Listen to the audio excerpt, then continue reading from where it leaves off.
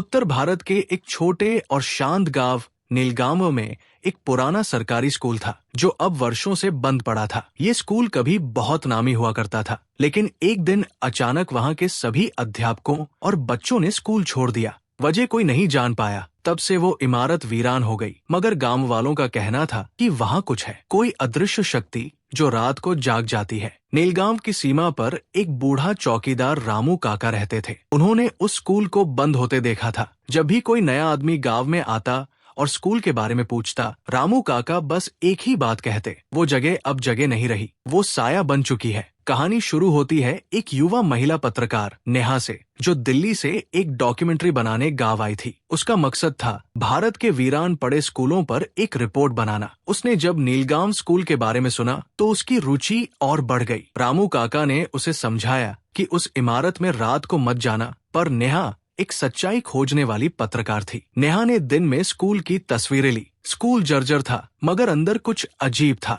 Classroom की दीवारों पर पुराने बच्चों की तस्वीरें बनी थी जो समय के साथ धुंधली हो चुकी थी। मगर एक तस्वीर को देखकर उसका दिल धक से रह गया। उसमें एक लड़की खड़ी थी जिसके चेहरे पर आंखें ही नहीं थी, सिर्फ खाली गड्ढे। नेहा ने सोचा ये किसी का मजाक है, मगर जैसे जैसे शाम हुई उसकी कैमरा लाइट बार बार बंद होने लगी। आवाजें आने लगी, कोई मुझे देखो कह रहा था, लेकिन वहाँ कोई नहीं था। उस रात नेहा ने उस स्कूल में अकेले शूटिंग करने का फैसला किया। उसने कैमरा सेट किया और रिकॉर्डिंग शुरू की। पहले 10 मिनट कुछ नहीं हुआ, लेकिन फिर अचानक एक पुराना घड़ी का पेंडुलम अपने आप हिलने लगा, जबकि वहाँ कोई हवा नहीं थी। कैमरे में कुछ रिकॉर्ड नहीं हुआ, मगर नेहा ने महसूस किया कि कोई उसके पीछे चल रहा है। उसने मुड़कर देखा, वहाँ एक लड़की खड़ी थी, वही जिसकी तस्वीर दीवार पर थी। उसका चेहरा अब भी अधूरा था। नेहा डर गई, लेकिन फिर भी बाहर नहीं भागी। उसने उस आत्मा से बात करने की कोशिश की। उसने पूछा, तुम कौन हो? उस आत्मा ने धीरे से कहा, मैं अब स्कूल नहीं हूँ,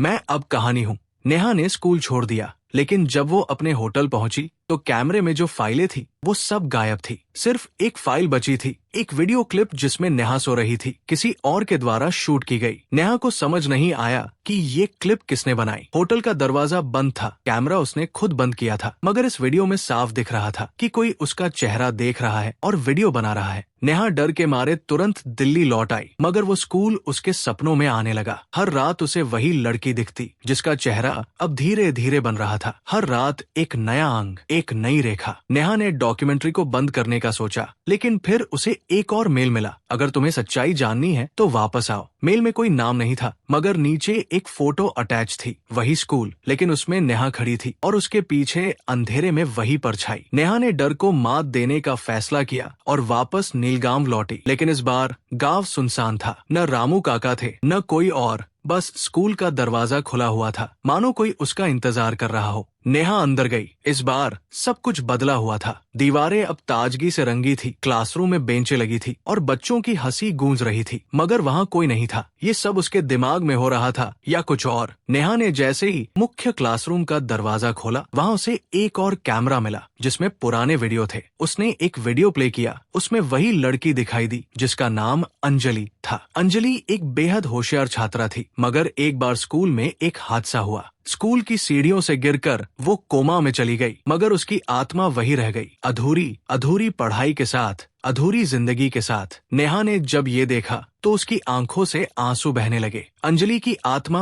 अब बदला नहीं चाहती थी, वो बस चाहती थी कि उसकी कहानी दुनिया को पता चले। नेहा ने उसी वक्त वहाँ बैठकर एक वीडियो रिकॉर्ड किया जिसमें उसने अंजलि की पूरी कहानी सुनाई, लेकिन जैसे ही वो वीडियो खत्म हुई, नेहा को लगा कोई उसके कान में फुसफुसा रहा है। अब मैं पूरी हो गई। अगली सुबह गांव फिर से आबाद था। रामू काका मिले और बोले, बेटी, तुमने उसे मुक्त कर दिया, अब वो स्कूल फिर से खुल सकेगा। नेहा दिल्ली लौटी और डॉक्यूमेंट्री रिलीज की, नीलगांव की परछाई। ये वीडियो वायरल हो गई, लाखों लोगों ने देखी, मगर किसी को समझ नहीं आया कि वीडियो के अंत में जो आखिरी फ्रेम है उसमें कैमरे के शीशे में एक चेहरा दिख रहा है, वही चेहरा बिना आंखों वाला। अगर आपको ऐसी ही खौफनाक कहानियां पसंद हैं तो हमें लाइक और सब्सक्राइब करें।